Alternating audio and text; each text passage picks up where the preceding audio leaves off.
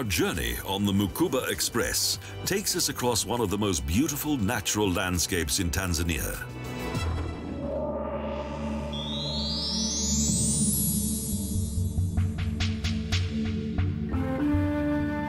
Abandoned by the Germans, an old steam train at the entrance of the Selous Game Reserve is a reminder of East Africa's colonial days.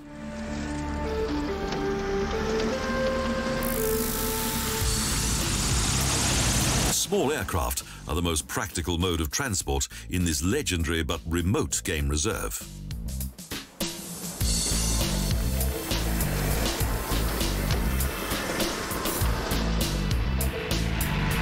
After a short stop, the plane returns in order to bring more visitors to the Selous Game Reserve.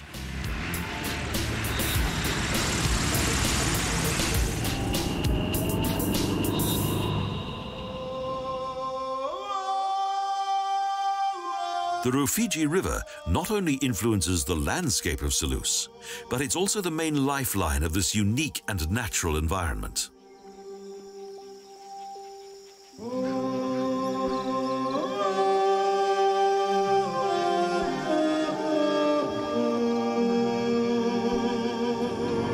Selous is Africa's oldest and also its largest game reserve. It's the habitat of many rare animals.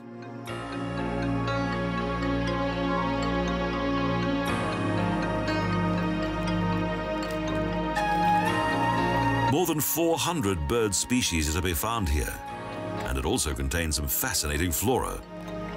Tall borassus palm trees are one of the natural landmarks of the Rufiji River.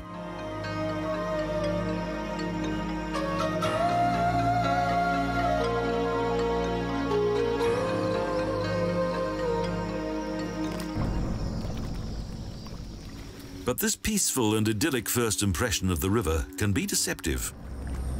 This baboon appears to be oblivious to the dangers that lurk within the water.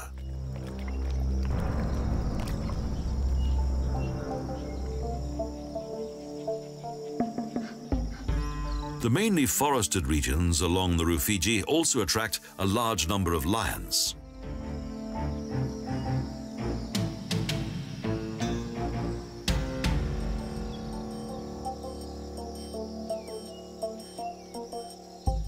The safari travelers are safe while inside their jeeps, so they're able to approach these majestic predators that are relaxing in the shade.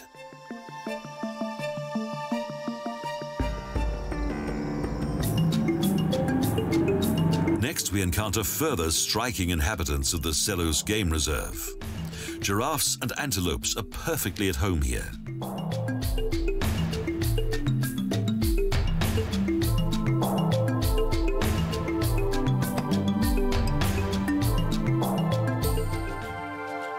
The vast array of impressions and insights into the natural circle of life here and its remarkable ecology are truly fascinating.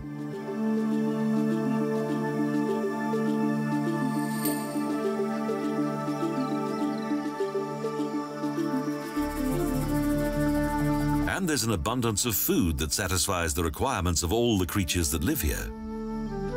Due to its remote location, the reserve is like a secret paradise.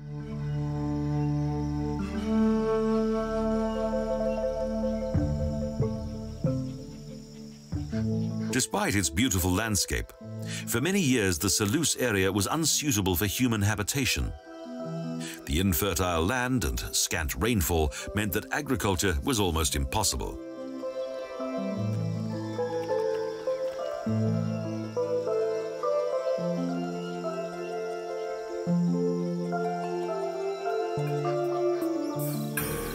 As with most of the camps in this region, the Impala camp is located close to the river. A number of trophies mark previous successful hunting safaris.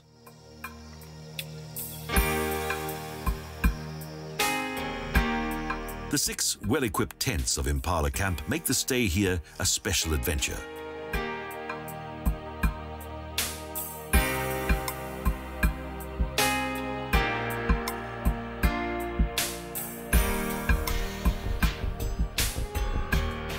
The exclusive and partly nostalgic furnishings of the camp are evocative of German colonial times.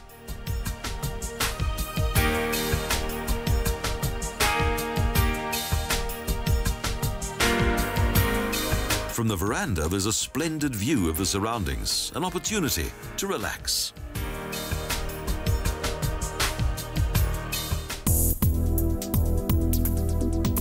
However, we don't have long to relax, as the next boat trip on the Rufiji River awaits us at the jetty.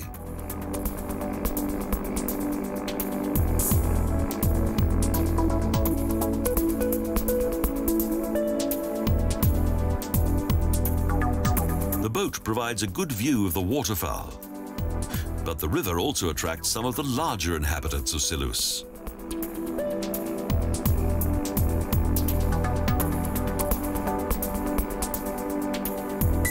The African elephant requires huge quantities of water. Its thirst drives the impressive pachyderm to the banks of the Rufiji.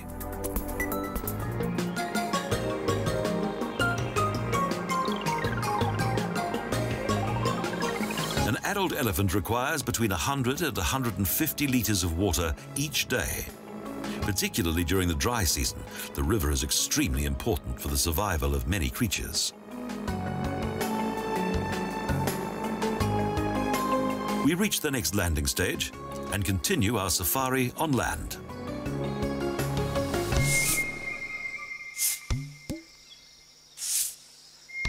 After a short time, we come across some of the most famous members of Africa's animal kingdom.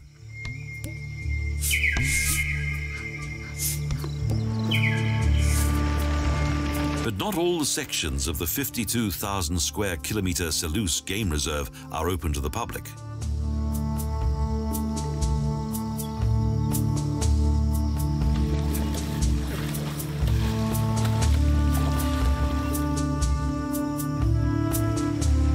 In addition to the wildlife, the flora here is also something to behold.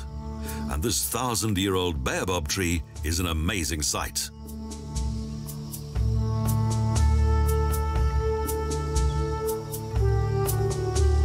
A lion has found some shade beneath a tree and spends some time taking it easy.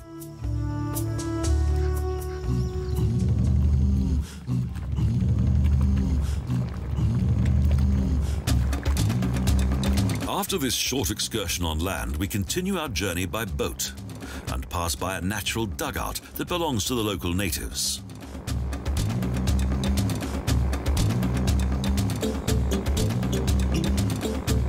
Despite the harsh living conditions here, in recent years a number of families have settled on the banks of the Rufiji.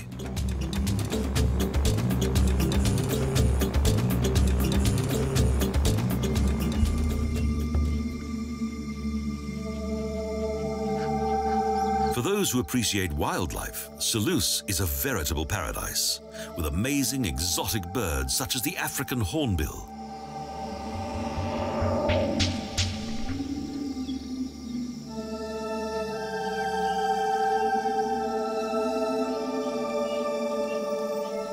This is the final resting place of the namesake of this game reserve, Frederick Selous, who was a famous and well-liked hunter.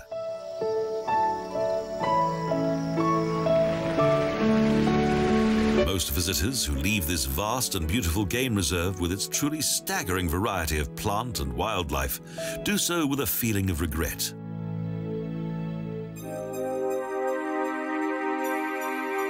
Early the next morning, we make for the train station.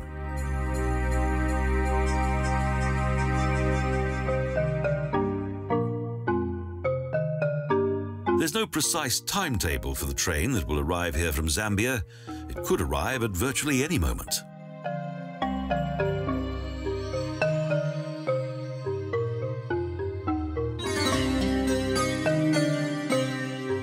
The train stops here only twice a week. There's plenty of time for passengers to enjoy a good breakfast.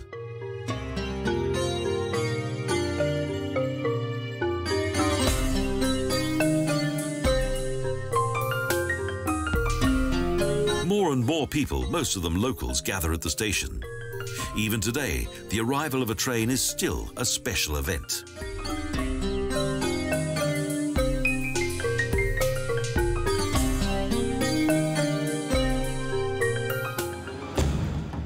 Everything about this small station in the north of the Selous Game Reserve is full of nostalgia.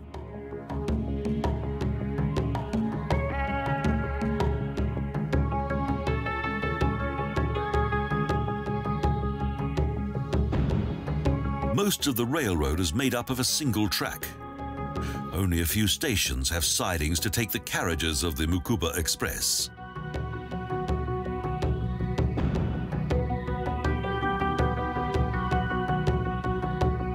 As the ticket offices gradually open for business, more people arrive. The railway is a vital mode of transport in this region.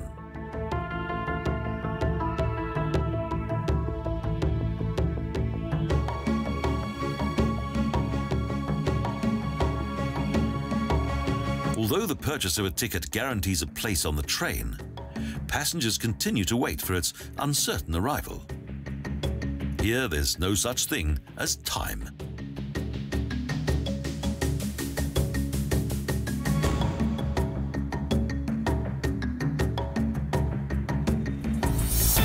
Then finally, the long wait is over and the legendary Mukuba Express announces its arrival.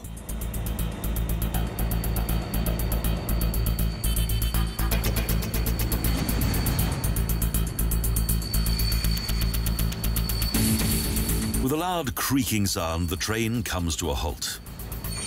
Now the crowds of people that have been waiting patiently begin to move.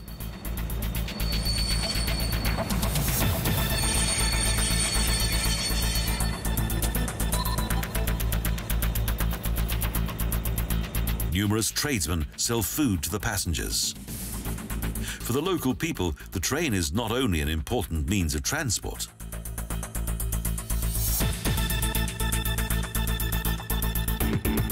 The sale of goods to its passengers is the only source of income for many of them.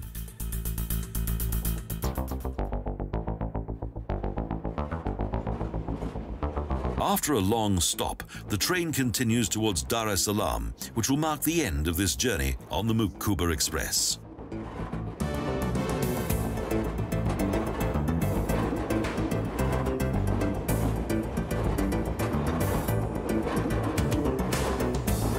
The railway line travels across the most captivating natural landscapes of the Selous Game Reserve.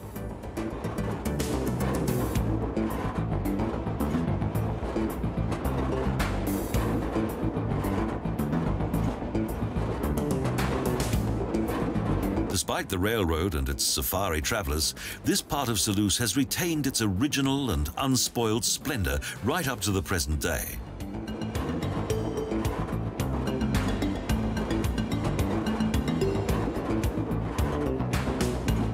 Every now and then we travel past the isolated dwellings of the local line keepers. Otherwise, the landscape has no other signs of human habitation.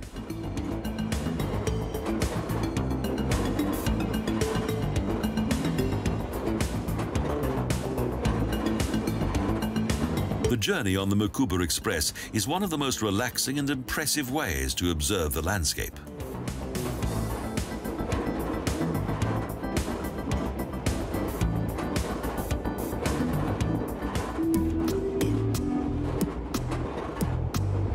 For several hours, we travel through untouched nature.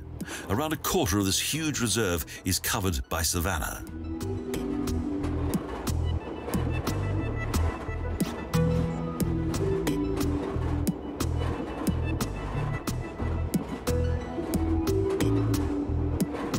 During the dry season, most of the indigenous animals of Selous live close to the Rufiji River.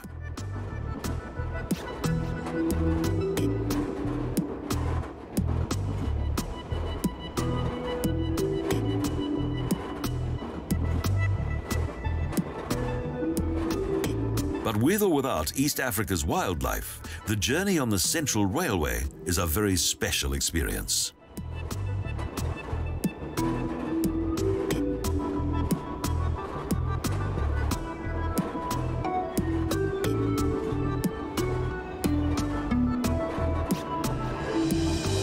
Small station, the train enters a siding, and a train that is traveling to Zambia passes by.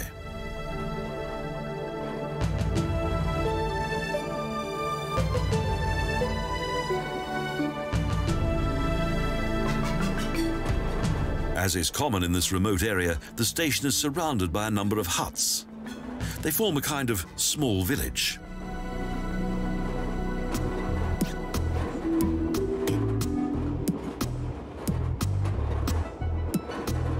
After a short break, we continue our journey.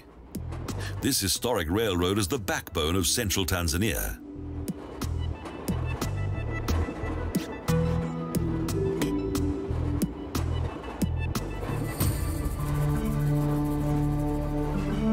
Soon the train of the Central Railway arrives at Mzenga station. It's crowded with tradesmen who are selling all manner of goods.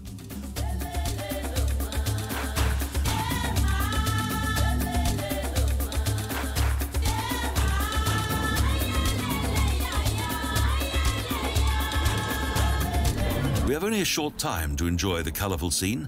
Our train moves on towards Dar es Salaam.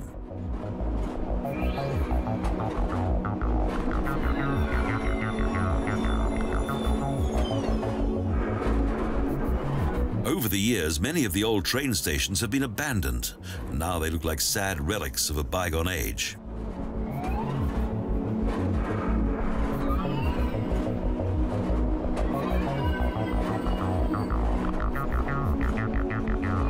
The historic origins of this extraordinary railroad date back to German colonial times at the beginning of the 20th century.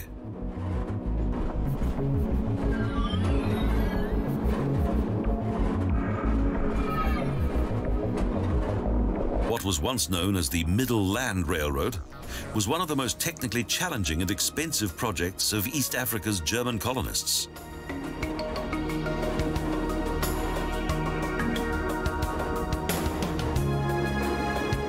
Today, the 1,254-kilometre Middle Land Railroad is an important reminder of those bygone days.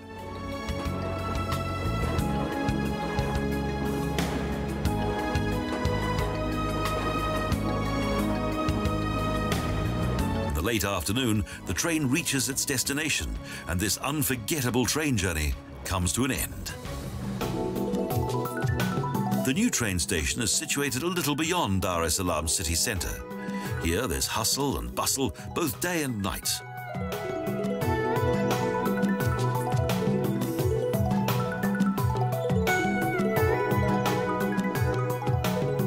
Since the 1970s, the Tazara train station has replaced that of colonial times.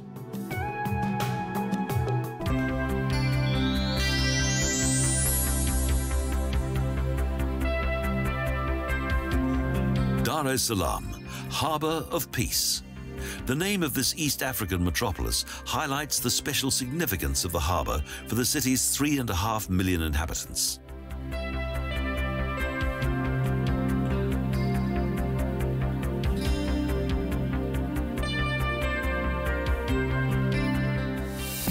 In 1856, this was just a tiny fishing village, but with the arrival of the German colonists at the end of the 19th century, everything changed.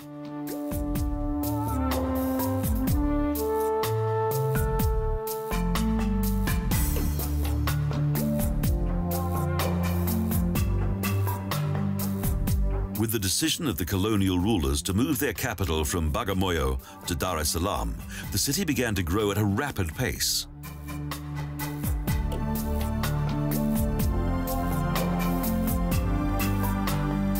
Several old facades indicate the former splendor of this historic epoch.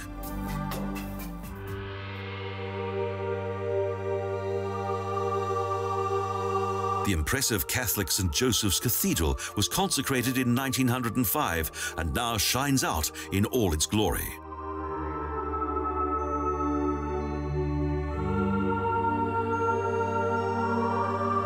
Restoration work has removed the ravages of time from this neo-Gothic building.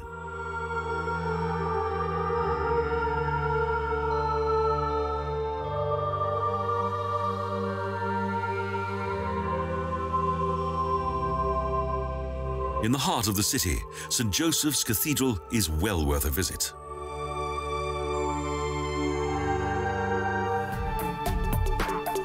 Only a few steps from the cathedral is the ferry port.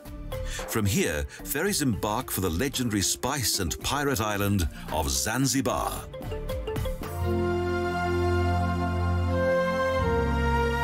Dar es Salaam's Lutheran church was built almost at the same time as the nearby cathedral.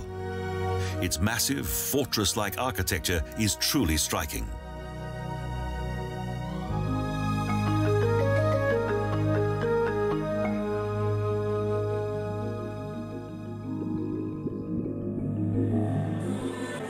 The interior of the church is always busy, and the church services are highly atmospheric.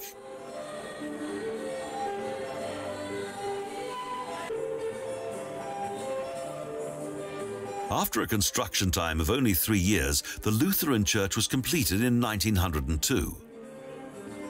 Thus, it was completed earlier than St. Joseph's Cathedral. With their lively songs and dances, the church services here are more like a religious festival than a contemplative occasion.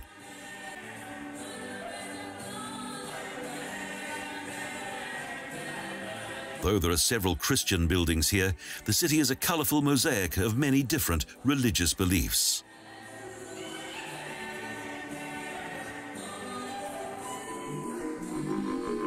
As a centre of religion, Dar es Salaam is a cosmopolitan metropolis.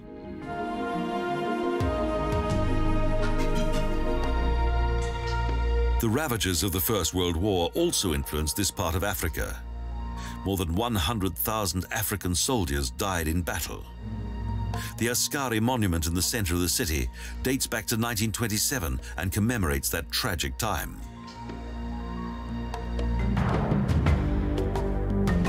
Along the Kivukoni front are some of the most beautiful architectural examples of Dar es Salaam's early colonial times.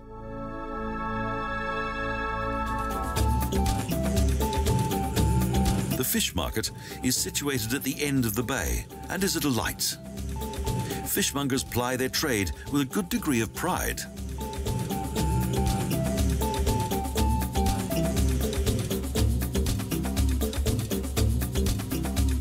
Early in the morning from 6 o'clock, the local fishermen erect their stalls. The fish market is a vibrant place.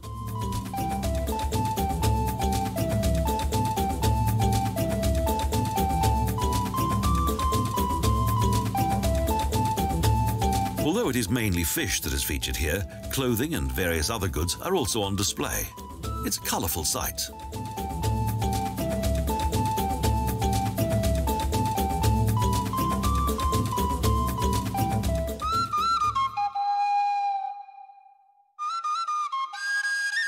For those interested in history, the National Museum can provide a good insight into East Africa's dramatic past.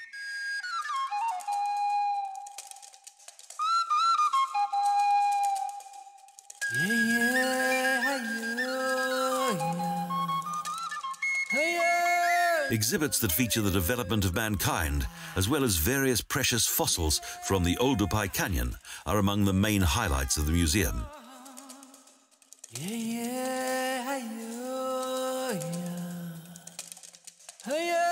Since its inauguration in 1940, the museum's exhibits have grown and grown. They now provide a remarkable picture of this country's history.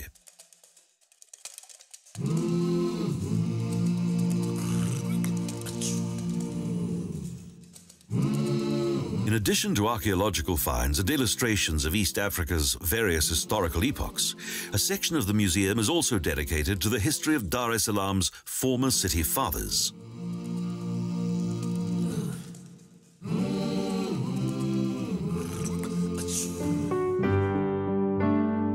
In the direct vicinity of the museum is the old German hospital, a popular attraction. The fortress-like building has only recently been lovingly restored and leaves a deep impression on all those who see it. It features the architecture of German colonial times.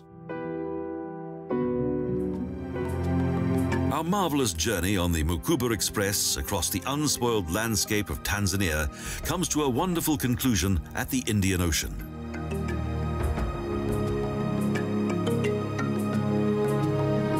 The numerous recollections of this unique train journey will remain in the minds of all those who've experienced it forever.